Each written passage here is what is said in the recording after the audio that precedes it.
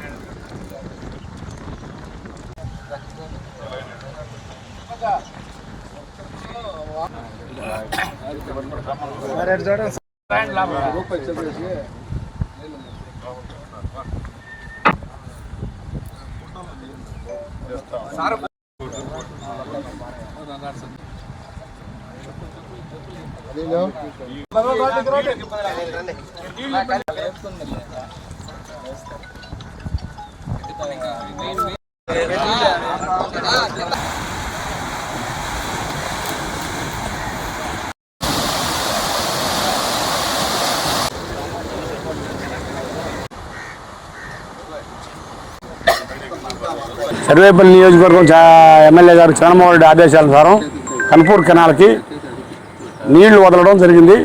400 క్యూసెక్లు పోందే కొనకి కొండూరు, జట్లకొండూరు, బండేపల్లి, మడవనూరు వీటికి అందుబాటు లేదు. అందువల్ల ఆయనకి చెప్పి ఆయన ఆదేశానుసారం నీళ్ళు ఎత్తడం జరిగింది. ఈ నీళ్లు రేపు సాయంత్రానికి కొసక తగలుతాయి. అందరికి కూడా పుష్కలంగా నీళ్ళు ఇచ్చి 1 ఎకరా కూడా ఎండిపోకుండా కొస దాకా పండిస్తామని హామీ ఇస్తున్నాం. కనుపూరు కెనాల్ హెడ్ రెగ్యులేటర్ నుంచి ఈరోజు శుభదినం అని వాటర్ రిలీజింగ్ మీద మా ప్రైవేట్ కమిటీ చైర్మన్, మా నీటి సంఘం ప్రెసిడెంట్లు, ఇతర ఆయకట్టు రైతులు అందరితో కలిపి ఈరోజు వాటర్ రిలీజింగ్ స్టార్ట్ చేసాము.